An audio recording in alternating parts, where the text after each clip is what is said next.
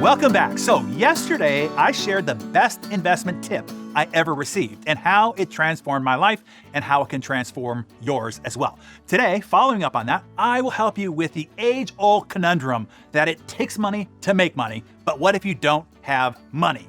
What do you do then? Here's the answer that I gave on this private advisory session. Hey, look, the only thing I can tell anybody is what Brian said to me when I said the same thing to him, because I said the same thing. So we don't fault you for thinking those things or saying them at the time that you're saying them, but I'll just tell you what he said to me. He said, I'm sure you'll figure it out. And I totally understand somebody's predicament if something is a significant investment and they don't actually have the money to spend. As I mentioned, that was exactly the position I was in at 18. I had to borrow the money to go to my first seminar. A guy that I really admired told me I had to go to this one particular seminar. And I really revered and respected him and wanted to do right by him. And there was no problem because I wanted to go. The problem was it was $2,500, which was like $25,000 back then.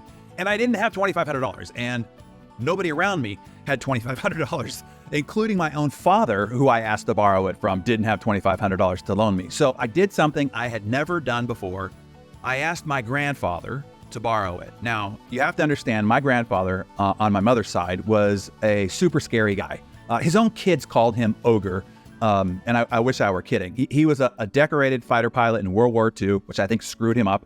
He flew P-38s. He completed over 100 successful missions in the Pacific Theater, which I never really knew much about because he'd never talk about it or talk about much of anything because, that's the way he was. But he was my last hope.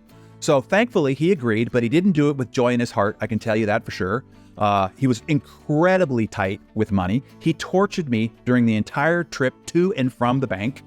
But Gary, as you said, that was the seminar that changed the trajectory of my life forever. I mean, no kidding. It started everything. It's what propelled me to achieve the goal of earning that six-figure income at 18 years of age, which changed the trajectory of my life from that point forward further. Now, I'm not telling anybody to go borrow the money. I'm just telling you what I did.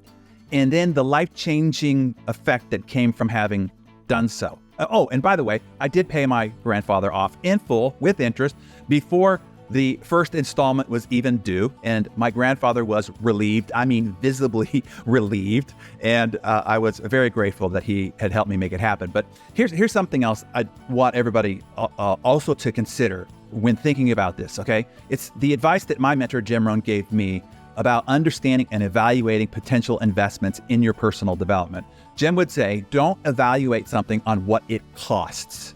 He said that's the mistake average people do, and it's what keeps them average. He said instead, evaluate it on what it could be worth.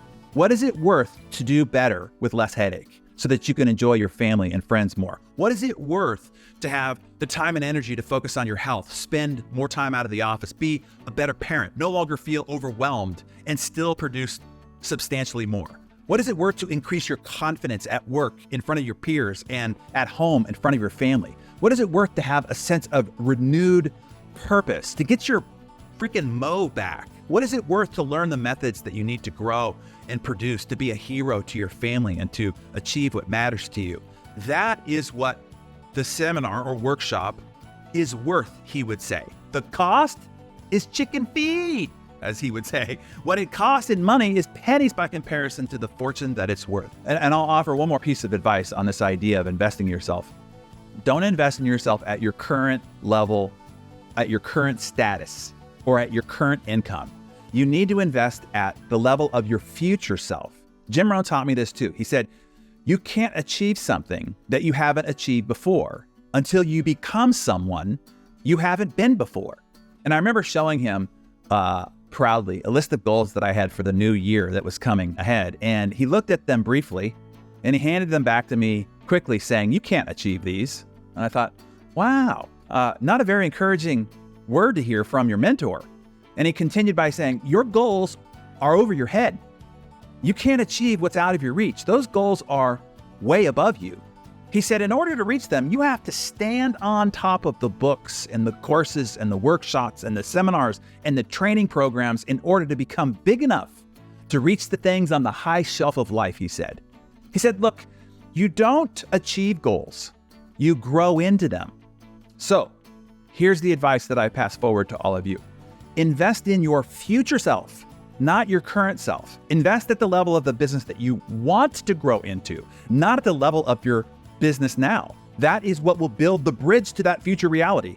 The only bridge, in fact, that will make you getting from where you are to where it is that you desire to be. And then I'll say one final thing here really quick.